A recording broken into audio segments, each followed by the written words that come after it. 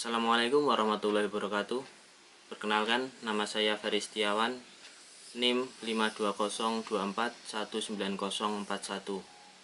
Saya dari Prodi Pendidikan Teknik Otomotif Universitas Negeri Semarang. Di sini saya akan mencoba menjelaskan sistem pengapian konvensional mesin 4 silinder. Khususnya nama dan fungsi komponen sistem pengapian konvensional mesin 4 silinder dan cara kerja sistem pengapian konvensional mesin 4 silinder. Sebelum kita berbicara lebih jauh, sebaiknya terlebih dahulu kita mengetahui apa itu sistem pengapian. Sistem pengapian merupakan salah satu sistem kelistrikan yang ada pada suatu kendaraan bermesin bensin. Sistem pengapian berfungsi untuk menghasilkan percikan bunga api pada busi yang kuat dan tepat untuk memulai pembakaran campuran udara dan bahan bakar di ruang bakar yang terjadi pada akhir langkah kompresi pada motor bensin. Beberapa komponen pada sistem pengapian diantaranya ada baterai, fuse, kunci kontak, koil, distributor, kabel tegangan tinggi, dan busi. Komponen-komponen tersebut dapat dilihat pada gambar yang telah saya tampilkan. Komponen sistem pengapian yang pertama yaitu baterai atau aki. Baterai di sini berfungsi sebagai sumber energi listrik yang digunakan oleh sistem pengapian, dan baterai juga berfungsi untuk menyimpan arus listrik. Yang kedua ada fuse atau sekring. Fuse atau sekring adalah komponen yang berfungsi sebagai pengaman dalam rangkaian sistem pengapian.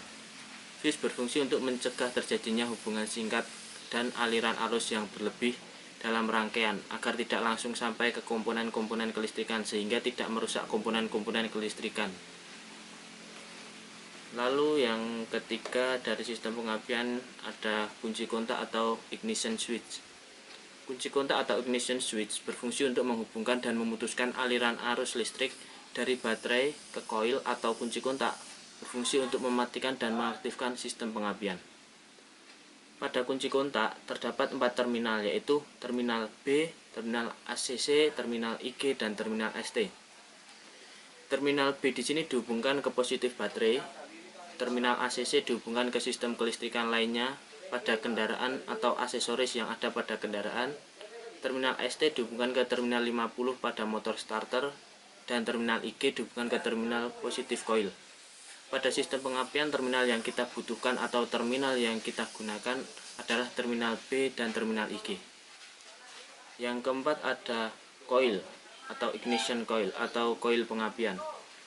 Ignition coil atau coil pengapian berfungsi untuk menaikkan tegangan baterai 12 volt menjadi tegangan tinggi di atas 10.000 volt untuk menghasilkan loncatan bunga api yang kuat pada celah busi. Coil memiliki 3 terminal, yaitu terminal positif coil yang terhubung dengan terminal IG kunci kontak, terminal negatif coil yang terhubung ke kontak pemutus pada distributor, dan terminal sekunder yang dihubungkan ke kabel tegangan tinggi yang menuju distributor. Untuk dapat mempertinggi tegangan listrik tersebut, pada ignition coil atau coil pengapian terdapat 2 kumparan, yaitu kumparan primer dan kumparan sekunder. Kumparan primer coil berfungsi untuk membangkitkan medan magnet, dan kumparan sekunder coil berfungsi untuk merubah induksi menjadi tegangan tinggi untuk disalurkan ke distributor lalu ke busi. Pada coil juga terdapat inti besi. Inti besi ini berfungsi untuk memperkuat flux magnet yang dihasilkan oleh kumparan primer. Kumparan primer coil memiliki diameter yang lebih besar dibanding kumparan sekunder coil. Namun lilitan kumparan primer coil lebih sedikit dibanding lilitan kumparan sekunder. Kumparan primer coil juga memiliki luas penampang yang lebih besar dibanding kumparan sekunder coil. Lalu yang kelima ada distributor. Distributor berfungsi untuk menyalurkan dan mendistribusikan atau membagikan tegangan tinggi yang dihasilkan oleh coil ke tiap-tiap busi sesuai urutan pengapian atau firing order. Pada distributor juga terdapat beberapa bagian, yaitu ada tutup distributor yang berfungsi sebagai penutup komponen-komponen yang ada di dalam distributor dan juga sebagai dudukan kabel tegangan tinggi. Lalu ada kontak pemutus yang berfungsi untuk memutus dan menghubungkan arus yang masuk ke kumparan primer coil. Lalu ada pegas sentrifugal yang berfungsi untuk menahan centrifugal advance dan menyeimbangkan gerakan centrifugal advancer sesuai dengan putaran. Selanjutnya centrifugal advancer yang berfungsi untuk memajukan saat pengapian berdasarkan putaran mesin. Kemudian ada poros distributor. Poros distributor di sini berfungsi untuk meneruskan putaran dari crankshaft ke distributor dan sebagai dudukan centrifugal advancer, cam, dan rotor. Kemudian ada vacuum advancer yang berfungsi untuk memajukan dan memundurkan saat pengapian berdasarkan tekanan pada intake manifold. Lalu ada kondensor yang berfungsi untuk menyerap tegangan induksi diri yang dihasilkan pada kumparan primer coil sehingga pada kontak pemutus tidak terjadi loncatan bunga api, sehingga kontak pemutus juga lebih awet dan tidak mudah terbakar. Selanjutnya ada breaker plate yang berfungsi sebagai dudukan dari kontak pemutus. Lalu ada pegas damper berfungsi untuk menekan kontak pemutus agar kembali ke posisi tertutup setelah terbuka karena didorong oleh cam. Dan ada rotor yang berfungsi untuk menyalurkan dan mendistribusikan tegangan tinggi yang berasal dari coil ke tiap-tiap busi. Untuk komponen yang keenam dari sistem pengapian konvensional ini ada kabel tegangan tinggi. Kabel tegangan tinggi berfungsi untuk menyalurkan tegangan tinggi dari coil ke distributor dan dari distributor ke tiap-tiap busi. Dapat dilihat pada gambar kabel tegangan tinggi yang dimaksud adalah yang berwarna biru. Lanjut, komponen yang selanjutnya ada busi. Busi berfungsi untuk membakar campuran udara bahan bakar di dalam silinder dengan cara memercikkan atau meloncatkan bunga api listrik di antara elektroda positif, yaitu elektroda yang bagian tengah busi, dan elektroda negatif yang mendapat massa dari bodi. Pada busi ada beberapa bagian-bagian atau bagian-bagian dari busi, yaitu ada terminal yang berfungsi untuk menyalurkan tegangan tinggi dari kabel tegangan tinggi ke elektroda tengah atau elektroda positif. Lalu ada bagian segi 6 yang berfungsi sebagai dudukan kunci busi saat busi akan dikencangkan atau dikendorkan. Lalu ada perapat yang berfungsi untuk merapatkan busi terhadap kepala silinder sehingga tidak terjadi kebocoran saat langkah kompresi. Kemudian ada elektroda massa.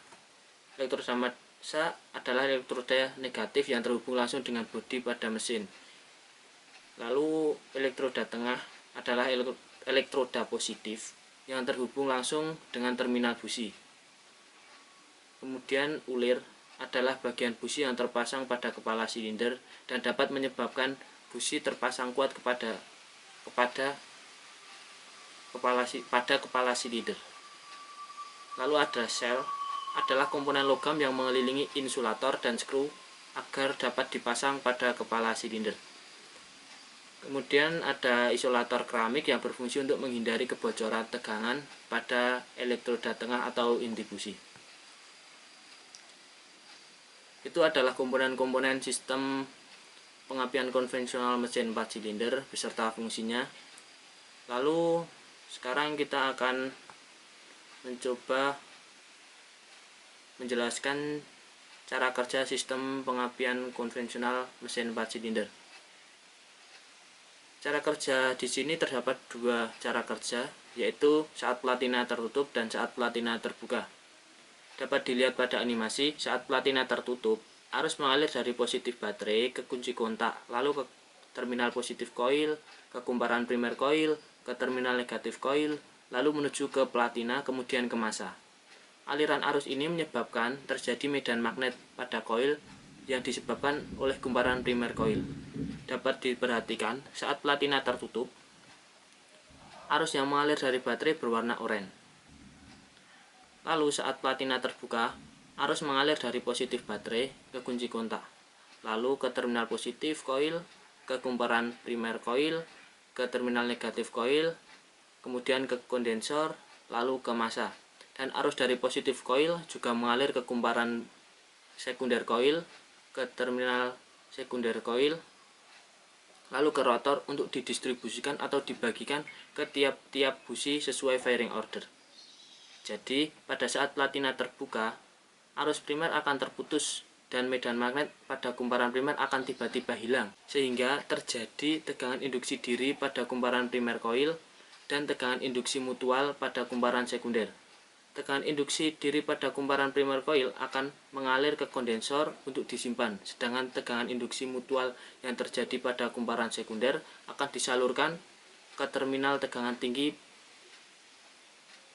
pada koil menuju rotor yang kemudian akan diteruskan ke busi sehingga terjadi percikan bunga api pada busi. Dapat dilihat pada gambar animasi, saat busi teraliri arus maka busi akan memercikan bunga api. Sekian yang dapat saya sampaikan. Semoga apa yang saya sampaikan tadi dapat bermanfaat bagi teman-teman semua.